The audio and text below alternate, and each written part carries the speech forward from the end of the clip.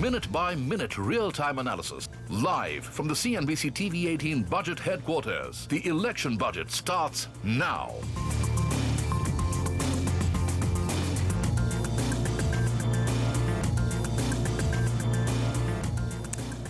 Good morning. Welcome to CNBC TV 18's budget headquarters. It's by far the biggest day in terms of policy making, the biggest day for Indian economy, Indian business, Indian markets, Indian citizens, taxpayers, you and me. Let's hope we have great policies today. Good morning, Anuj, Sonia.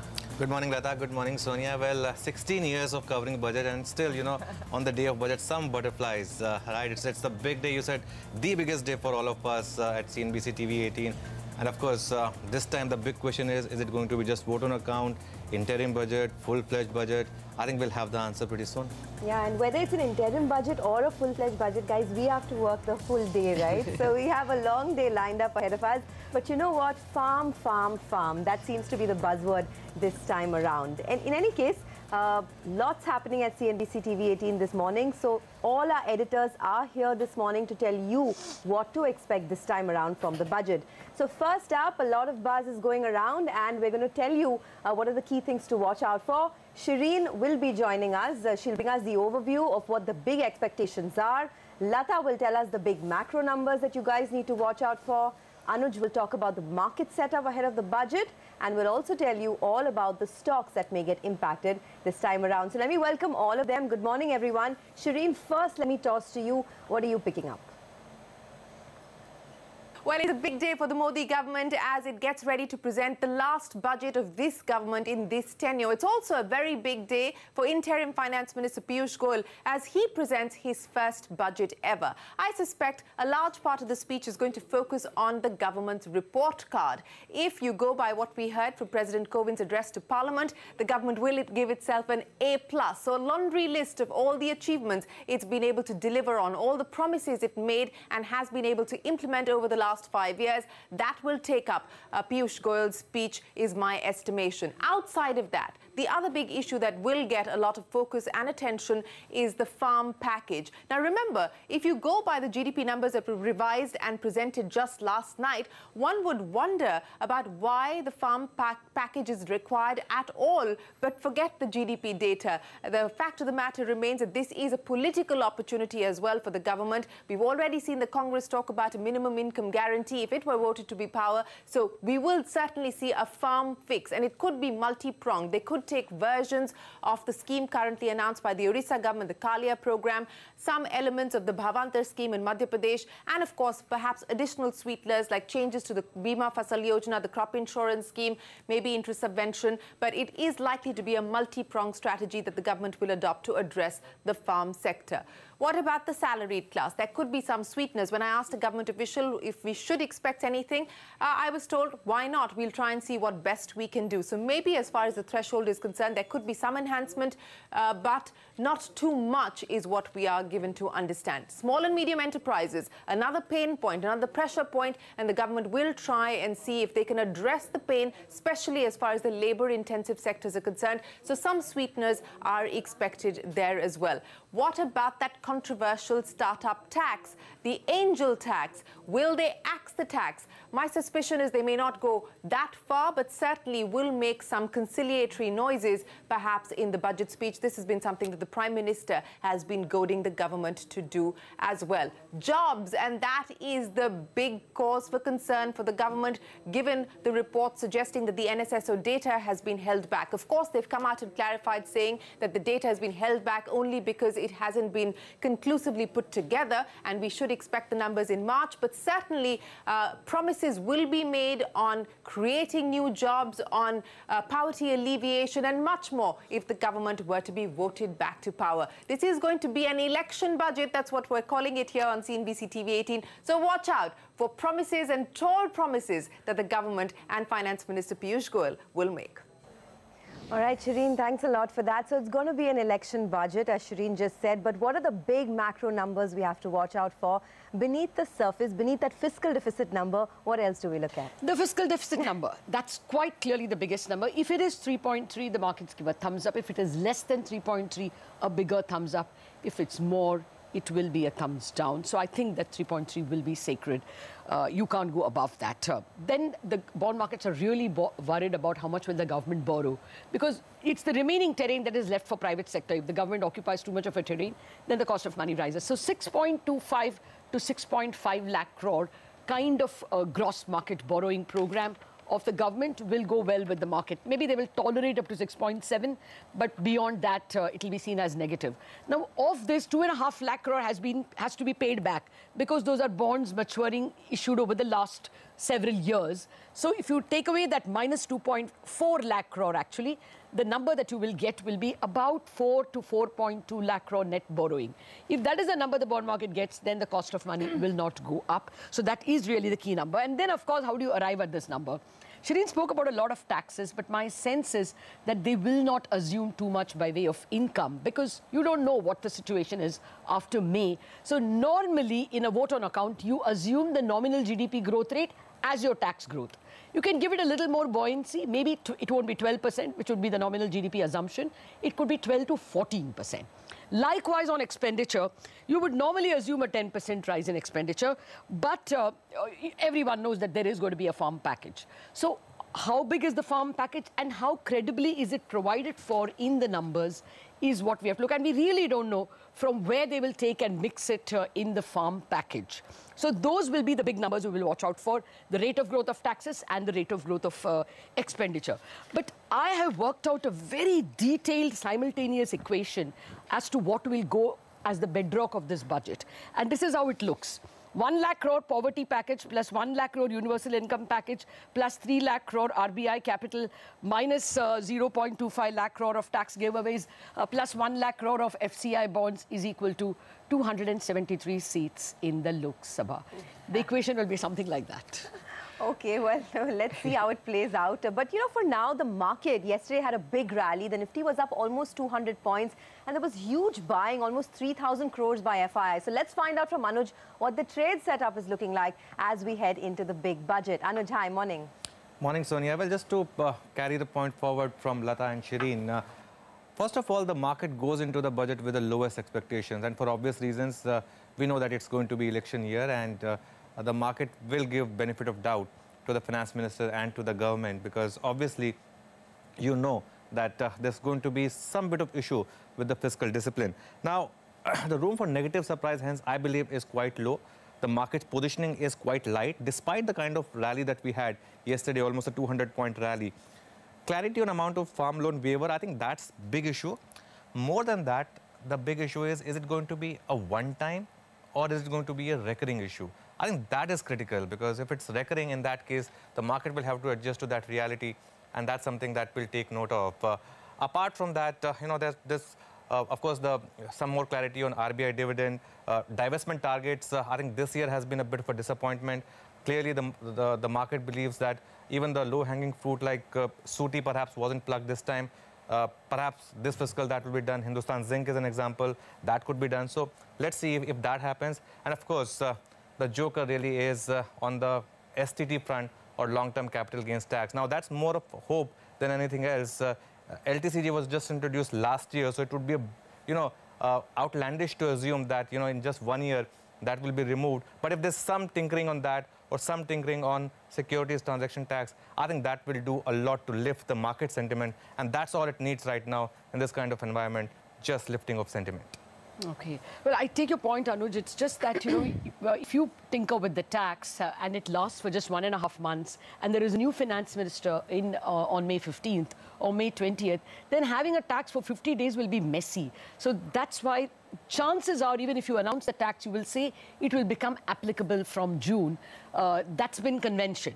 That this is what I would do when I return in June. That's more likely. But let's wait and see.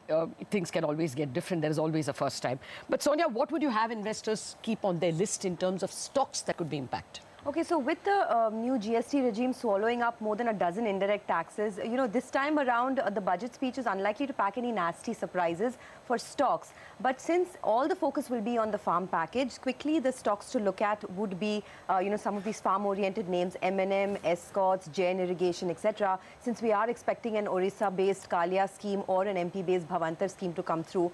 If there is a universal basic income scheme, there are talks of the government providing 700 rupees per month to 120 million poor. That will boost consumption quite a bit. So we're looking at a lot of these consumption-based stocks, HUL, Imami, Dabur, a lot of the two-wheeler names, Hero MotoCorp, etc. Now, those are the generic expectations. To drill it down to the specifics, there's lots expected in the insurance sector. So that's going to be a key focus there. There could be a mandatory insurance for home buyers. There are also suggestions to improve the insurance coverage. That includes covering a loss to property due to catastrophic events, etc. ICICI Lombard, Max Financial, GIC are a couple of stocks that will be on my radar.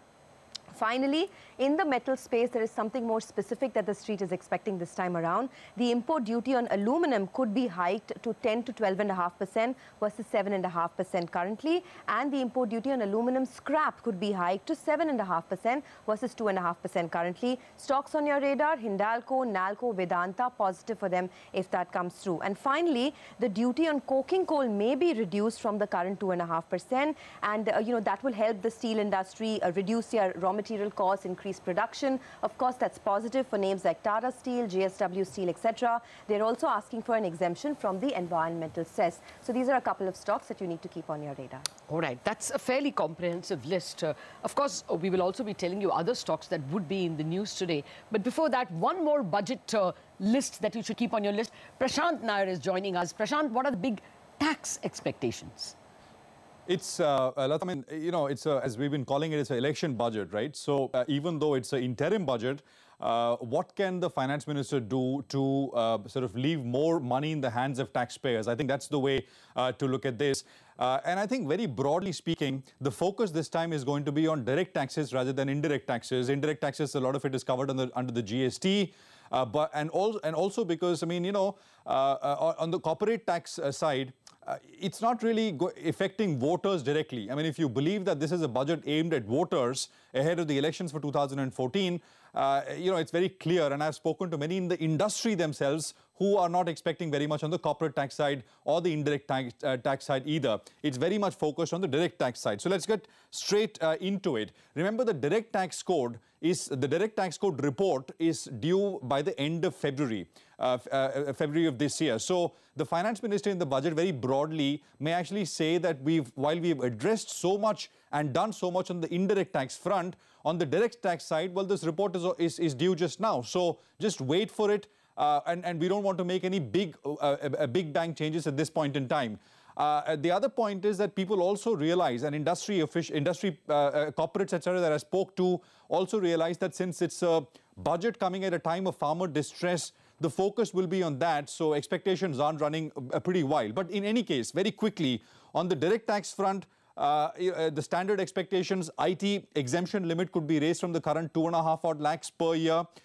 Threshold for peak tax rate, which is 30% and which applies over 10 lakh rupees. I mean, that limit may be actually increased to 15 lakhs or 20 lakhs. It depends on what happens to the IT exemption itself. Some are saying that, right now the exemption is 2.5 lakh crores. It could go up to 3 lakh, 5 lakh. We don't know. It depends on, how much the government wants to give away in terms of revenue foregone. The other expectation is hike Section 80C limit from the current 1.5 odd lakhs. Again, this is something which we hear pretty much around every budget time. But this time, because of the fact that, the government's got an eye on the voter, it's possible. Raise the cap on set-off from the loss from house property. This I heard from across the industry and across tax people that I spoke with.